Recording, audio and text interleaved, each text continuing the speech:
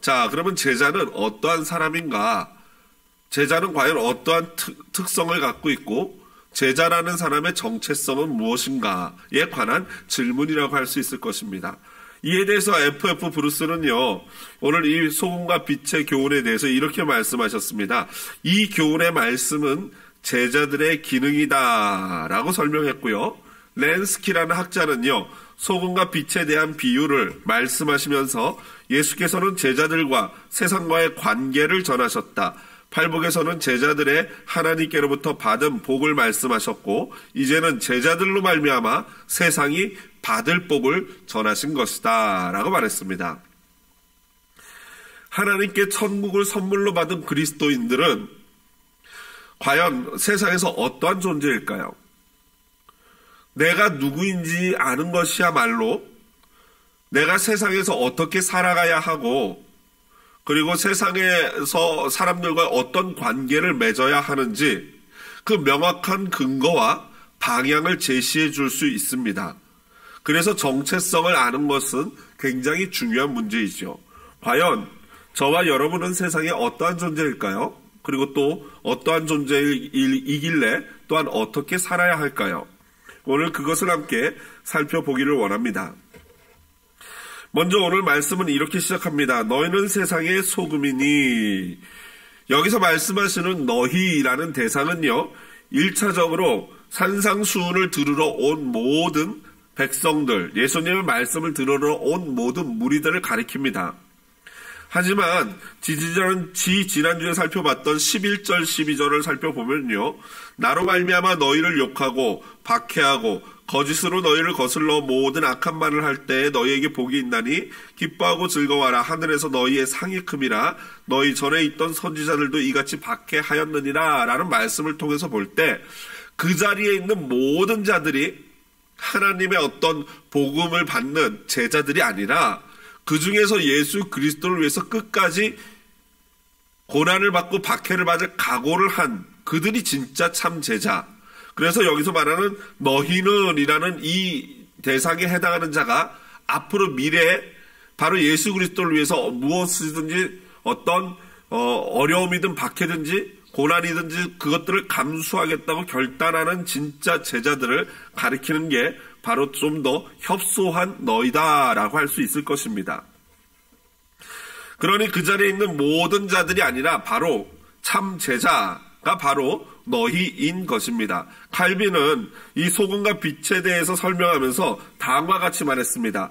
이 사명이 처음에는 사도들에게 주신 사명이었으나 그것은 금일에 목사에게 해당한다. 금일이라는 것은 지금이죠. 현재 목사에게. 그런데 저는 아무리 이 칼빈이 우리 장로교 창시자이시고 또 존경하는 그러한 신학자이지만 또 그러나 그가 말한 모든 것이 다 맞다고 생각하지는 또 않습니다. 그때 시대에는 이 사제에 대한 제도가 있어서 이렇게 신앙의 등급이 나눠져서 아마 그렇게 이해를 했던 것 같은데요. 저 개인적으로는 이 사명은요, 오늘날 목사들에게만 이어지는 것이 아니라 바로 모든 성도들에게 이어지는 사명이 소금과 빛의 사명인 것입니다. 그래서 예수님은 오늘 12 제자에게만 너희는 세상의 소금과 빛이다 라고 말씀하신 것이 아니라 바로 그 자리에서 예수 그리스도를 위해서 얼마든지 희생을 감수하고자 다짐하는 모든 자들, 즉 오늘날로 따지자면은 기독교, 예수 그리스도를 믿는 참신자들에게 모두 해당하는 것이라고 볼 수 있는 것입니다. 한마디로 너희는 세상 가운데 소금이어야 하고 빛이어야 한다라는 것이죠. 그런데 중요한 것은 예수님이 너희는 세상의 소금이어야 하고 빛이어야 한다라고 명령하시지 않았어요. 뭐라고 말씀하고 계십니까? 오늘 보니까 너희는 세상의 소금이다. 단정적이죠. 너희는 세상의 빛이다. 이미 결정된 바입니다. 그러니까 내가 내가 좋으면은 세상의 소금 역할을 하고 빛의 역할을 감당하는 것이 아니라 기본적으로 예수님을 주님이라고 부르는 순간부터 우리는 필연적으로 세상 가운데 소금과 빛의 존재로 존재할 수밖에 없다라는 것입니다. 그러므로 예수 그리스도를 진짜 주님으로 고백하는 모든 자는 필연적으로 세상의 소금과 빛이다라는 것입니다. 이어서 제자들은 소금과 빛인데, 진짜 참 제자들은 소금과 빛인데 어디에서 그 소금과 빛의 역할을 감당하는가? 오늘 성경에 보니까 너희는 세상의 소금과 빛이다 그러셨어요. 세상. 하나님이 지으신 세상은 여러분 악한 것이 아닙니다. 비록 이 세상이 죄인들이 사는 곳이지만 그 죄인들이 사는 그 세상 가운데 제자인 저와 여러분도 역시 살아가고 있습니다. 그러니까요, 여러분 교회와 일상생활, 교회와 일주일 동안 엿새 동안 생활하는 세상을 이원론적으로 구별해서 그 세상에서 사는 모습과 주일날 교회에 와서 사는 모습이 너무 차이가 있다면 그 사람의 신앙에는 문제가 있는 것입니다. 만약에 그렇게 모습이 너무나도 불일치하고 어떤 통일성이 없다면 오늘 본문의 표현을 빌리자면 그러한 성도는 맛 잃은 소금이고 등불을 켜서 등경 위에 두는 게 아니라 바닥, 말 아래, 상 아래, 이 어떤 대박 아래다가 숨겨놓는 그런 어처구니 없는 것과 같은 것입니다. 세상은요, 하나님 나라의 연장선상에 있습니다. 우리가 살아가는 세상은 복음을 전할 곳이고 동시에 변화의 대상이고 또한 회복의 대상이 바로 하나님이 지어놓으신 온 세상인 것입니다. 그래서 하나님이 세상을 이처럼 사랑하사라고 요한복음 3장 16절에 말씀하고 계십니다. 예수님이 오신 것도 세상을 사랑하셔서 구원하고 회복해 하시기 오셨습니다. 그리고 예수님의 제자인 우리 역시 동일한 그러한 사명을 감당해야 하는 것입니다. 이어서 예수님은 너희는 세상의 소금이니 라고 13절에 말씀하셨고요. 이어서 14절에 너희는 세상의 빛이다 라고 말씀하셨습니다. 왜 예수님은 제자들을 세상의 소금과 빛이라고 표현했을까요? 어떤 혹자는요, 이렇게 말했습니다. 소금과 햇빛보다 유용한 것은 없다. 아마도 소금의 중요성, 빛의 중요성은 이루 말할래야 말할 수 없을 정도로 중요한 것이 아닐까 생각을 합니다. 소금 같은 경우에는 여러분 아시다시피 일정량 우리 몸에 있지 않으면요, 우리 몸의 면역력이 떨어지고 결국에는 질병에 걸리게 돼 있습니다. 그래서 여러분 싱겁게 먹는 게 좋다고 하지만 적절한 몸의 염분을 유지하지 않으면요, 몸이 병균들을 견뎌낼 수가 없습니다. 그래서 실제로 그 싱겁게 먹는 것을 전하던 그 유명한 박사님 역시 결국에는 이 몸에 이 문제, 부패하는 그런 문제가 발생해서 돌아가신 것으로 뉴스를 보았습니다. 그뿐입니까? 소금은 음식을 부패하지 않도록 저장할 수 있는 기능을 합니다. 또한 이 소금은요, 우리 몸이 항상 이렇게 일정하게 나갈 수 있도록 도와주는데, 제가 군대에 있을 때 이 굉장히 힘든 훈련 중에 여러분 그 유격 훈련이라는 게 있지 않습니까? 근데 신기하게 그 더운 여름에 유격 훈련을 하는데 그 물통을 갖다 놓고 물통 옆에 소금을 한 바가지를 갖다 놨더라고요. 아무리 덥고 힘들더라도 이 사람의 몸에서 땀이 나가면서 염분이 나가게 되면 사람이 탈진해서 죽게 된다는 것입니다. 그래서 물을 먹으면서 소금을 이렇게 한 소끔씩 집어서 먹게끔 배려를 해놨더라고요. 그만큼 소금이 중요한 것입니다. 빛은 또한 어떻습니까? 여러분, 빛이 없으면 우리는 볼 수가 없습니다. 너무나도 이 중요한 것이죠. 거기다가 또 햇빛으로부터 오는 그 빛으로 말미암아 식물들은 광합성을 하고요.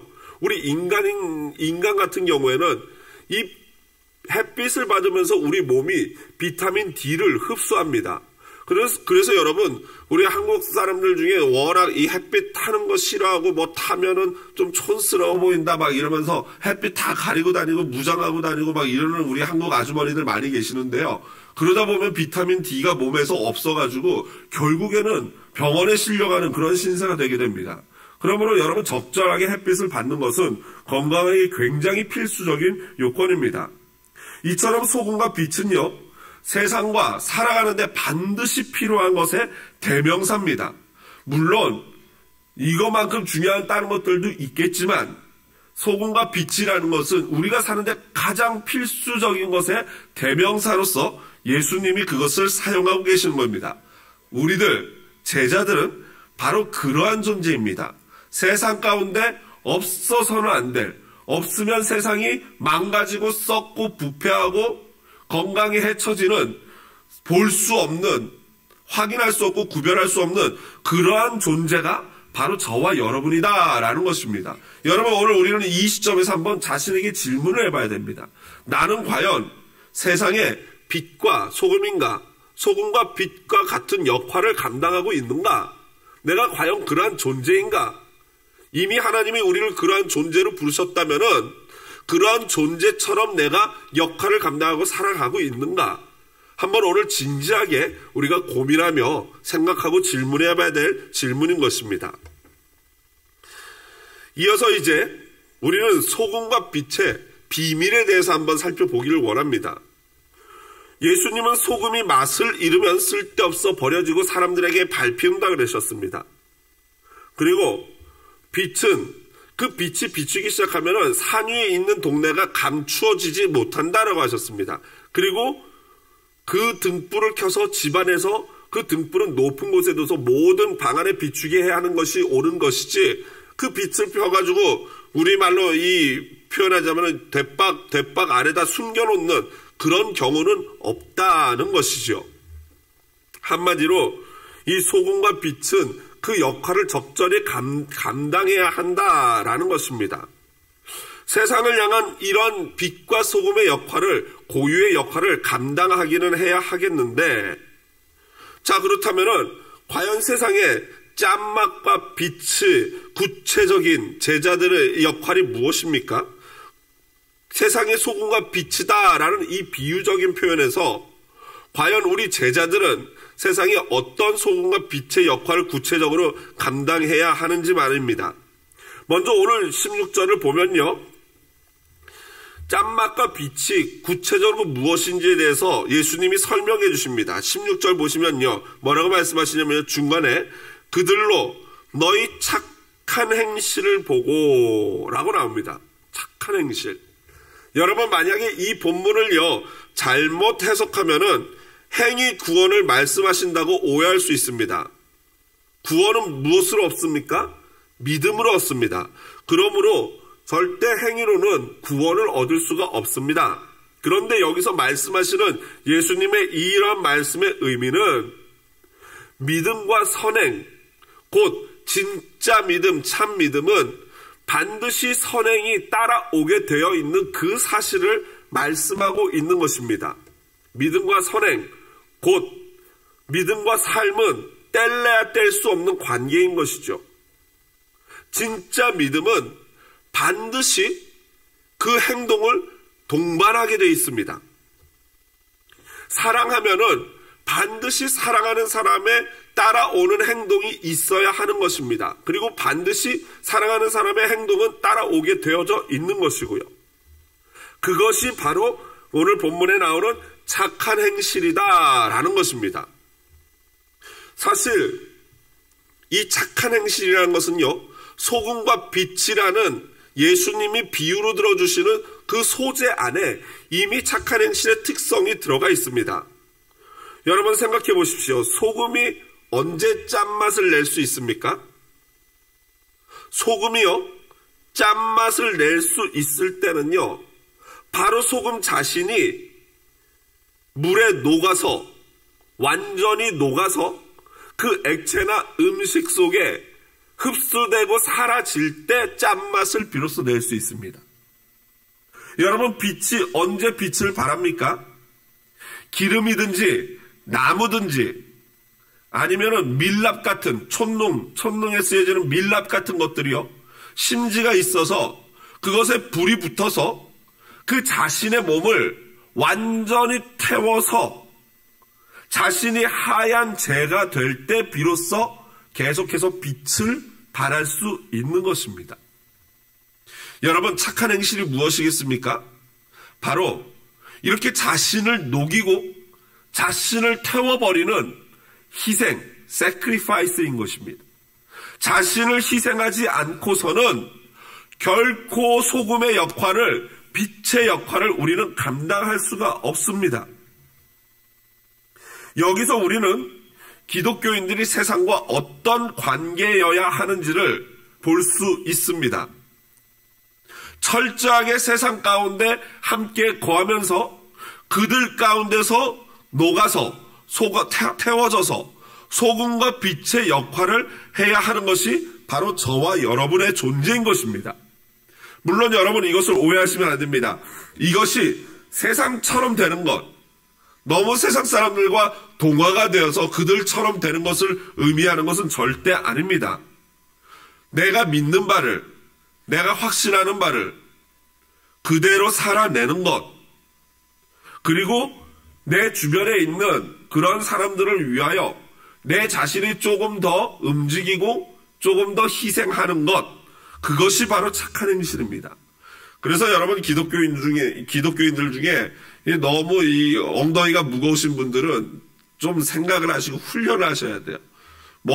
교회에서나 어디 공동체나 세상 공동체든 어디든지 간에 어떤 모임이 있고 행동을 할 때 항상 먼저 자리를 양보하거나 먼저 희생해서 수고를 하거나 상을 닦거나 정리를 하거나 준비를 하거나 이런 것들은요, 우리 기독교인에 있어서 가장 기본적인 덕목인 것입니다. 자기 희생.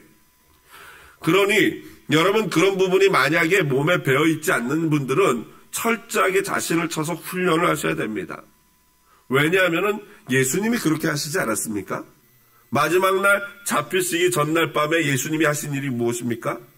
제자들이 있는 가운데 아무도 발을 닦을 줄 생각 안 했습니다. 절대 할 수가 없죠. 왜냐하면 그 일은 원래 종들이 하는 거니까. 그런데 예수님이 그 자리에서 일어나셔서 대야와 수건을 가지시고 제자들의 발을 일일이 닦기 시작한 것입니다. 이게 바로 소금과 빛의 역할인 것입니다. 내가 믿는 바를 그대로 살아내는 것. 그래서 예수님은 그날 이렇게 말씀하십니다. 요한복음 12장 24절. 내가 진실로 너에게 이르노니 한 알에 밀이 땅에 떨어져 죽지 아니하면 한 알 그대로 있고 죽으면 많은 열매를 맺느니라. 이러한 착한 행실, 소금과 빛으로 우리가 살아야 하는 이유는 그럼 무엇입니까? 이렇게 살아야 된다는 것은 이제 알겠는데 왜 그럼 그렇게 살아야 됩니까? 그 이유는요, 바로 좀 전에 말씀드린 것처럼 근원적인 소금, 근원적인 빛이신 예수님이 그렇게 사셨기 때문입니다. 무슨 말이냐면 예수님과의 관계성 때문입니다. 여러분, 사실 예수를 믿지 않는 자 중에서 소위 오늘 본문에 나오는 이 비유로 말씀드리자면 소금과 빛 같은 삶을 사는 사람들이 얼마든지 있어요. 사실 가만히 보면 우리 기독교인보다 더 착하신 분들도 불교인들 중에도 있고 천주교인들 중에도 있고 심지어 신을 믿지 않는 무신론자들 중에서도 우리보다 착한 사람들이 있을 수 있습니다. 그런데 그러면 그들의 그 착한 행실의 목적은 여러분 과연 무엇일까요? 왜 그들이 그렇게 착하게 살까요? 그리고 그들이 착하게 산 결과는 무엇입니까? 그분들의 이 일일이 붙잡고 인터뷰를 하지 않아서 잘은 모르겠지만 그들이 그렇게 착한 행실을 하는 목적이나 결과는요, 자신이 칭찬을 받거나 아니면 인격이 너무 고매해서 내가 칭찬받는 것을 한사코 거절하는 사람이라면은 그 사람이 행한 그 선한 행실 자체가 의미가 있고 그 선한 행실 자체로서 만족하는 거겠죠. 내가 누군가를 이렇게 도울 수 있으니까 참 좋다라는 거 말입니다. 그리고 실제로 누군가에게 이렇게 도움을 줬다면은 그 도움을 받은 사람으로서 그 도움이 남아있기 때문에 그 자체로는 의미가 있습니다. 그러나 그런 사람들로 말미암아 훨씬 더 세상이 따뜻해지고 살기 좋은 세상이 되겠지만 거기까지입니다. 딱 거기까지예요. 사람들이 그냥 행복해지고 그냥 더 살기 좋아지거나 아니면 그 선한 행실을 한 사람이 개인적으로 칭찬을 받거나 그런 결과들이 있겠죠. 그게 어떤 사람은 의도적으로 그게 목적일 수도 있고요. 그러나 여러분, 우리 예수 그리스도를 믿는 제자들의 선행의 참 의미는 우리들이 살아가는 그 소금과 빛의 역할이 의미가 있는 이유는 바로 이 예수님과의 관계성 때문이에요. 세상 사람들과 똑같은 선한 행실을 하지만 그들의 선한 행실과 우리의 선한 행실의 차이는 근원적인 소금, 근원적인 빛이신 예수 그리스도와 관계가 있기 때문인 것입니다. 그것이 바로 16절에 잘 나타나 있는데요. 그들로 너희 착한 행실을 보고 하늘에 계신 너희 아버지께 영광을 돌리게 하라. 그렇습니다. 제자들의 선행의 목적과 결론은요, 다른 것이 아니에요. 바로 하나님의 영광, 하나님께 영광 돌리는 것, 이것이 바로 우리의 선행의 목적인 것입니다. 사실 소금과 빛의 근원은 예수님이시죠. 예수님이 뭐라 그러셨습니까? 나는 세상의 빛이다 라고 말씀하셨어요. 결국에는 우리 제자들은 근원적인 빛이 아닙니다. 우리 제자들의 착한 행실은 예수 그리스도를 그저 투영해서 반영해서 세상 가운데 보여주는 것이 우리의 선한 행실의 목적이에요. 또한 세상을 썩지 않고 세상을 다시 회복시키실 이 세상의 진정한 소금이신 예수님의 모습을 우리를 통해서 보여주는 것일 뿐입니다. 말씀을 정리합니다. 여러분, 저 넓고 넓은 바다, 지구의 70%를 차지하고 있는 그 바다는요, 고여있는 물이지만 절대 썩지 않습니다. 그 이유가 무엇입니까? 바로 바다가 염분이 있는 소금물이기 때문에 그렇습니다. 그런데 그 바닷물을 여러분 찍어서 이렇게 먹으면 굉장히 짜지 않습니까? 막 그냥 수영하다가 헤엄치다가 이 코나 물로 입으로 들어오면은 막 감당할 수 없을 정도로 짠데, 사실 우리 지구에 있는 모든 바다의 평균 염분을 측정해 보면은 겨우 3.5%밖에 안 됩니다. 그러니까 3.5%면 여러분 100으로 치자면은 3개 내지 3개 반 정도 있는 거 아니겠습니까? 그럼에도 불구하고 그 3.5%의 소금 때문에 바다가 썩지 않는다고 합니다. 여러분, 이 세상이 썩지 않는 이유, 물론 부패하고 냄새나고 너무나도 부조리나 이런 것들이 많이 있지만, 그럼에도 불구하고 이 세상이 더 이상 썩지 않는 이유가 무엇 때문인지 아십니까? 바로 소금이요, 빛이신 예수 그리스도의 참 제자인 3.5%에 해당하는 저와 여러분들 때문인 줄로 믿습니다. 아니, 저와 여러분들 때문에 더 이상 세상이 썩지 않아야 하는 것입니다. 그럼에도 불구하고 왜 이렇게 세상에 문제가 많습니까? 그럼에도 불구하고 왜 소금과 빛의 집합체인 교회, 오늘날도 수많은 이 이민교회 여러 가지 문제들이 왜 존재하고 있습니까? 그뿐 아니라 가깝게는 저와 여러분의 가정 가운데 왜 그토록 크고 작은 많은 문제들이 발생하고 있습니까? 왜 그런지 아십니까? 손을 드시고 가슴에 대시고 이렇게 고백합시다. 내가 안 녹아서 그렇다. 이럴 때 옆에 남편이나 아내를 쳐다보시면은 안 됩니다. 다 같이요. 내가 안 녹아서 그렇다. 내가 안 타서 그렇다. 여러분, 우리가 완전히 녹아 없어져야 합니다. 내가 완전히 타서 허옇게 재가 돼야 하는데 내가 안 타려고 해요. 내가 안 녹으려고 해요. 그러니 소금이 짠맛을 반밖에는 발휘를 못하는 거예요. 빛을 내긴 내는데 어두컴컴한 빛을 낼 수밖에 없는 것입니다. 왜요? 안 녹으려고 하니까, 안 타려고 하니까. 우리 자신이 완전히 녹고 완전히 태워질 때 비로소 세상은 썩지 않고 비로소 세상은 환하게 비춰지는 것입니다. 그래서 예수님이 너희는 세상의 소금과 빛이다 라고 말씀하신 겁니다.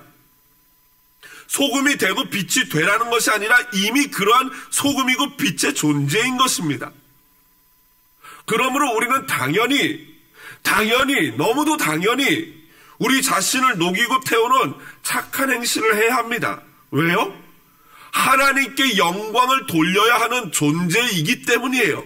그게 바로 예배고 그게 바로 경외함이고 그게 경배함인 것입니다. 여러분, 오늘 저녁 우리 결단합시다. 예수님처럼 나도 십자가에서 녹겠습니다. 예수님처럼 나도 십자가에서 몽땅 다 하얗게 태워버리겠습니다. 예수님처럼 예수님의 그 길을 따라가겠습니다. 그러므로 말미암아 하나님께 영광 돌리겠습니다. 하나님 모든 영광 홀로 받아 주시옵소서. 바로 그러한 빛과 소금 되는 저녁, 결단하는 저녁 되시기를 주님의 이름으로 축복을 드립니다. 우리 그 결단의 마음으로 이 찬양 같이 드리길 원합니다.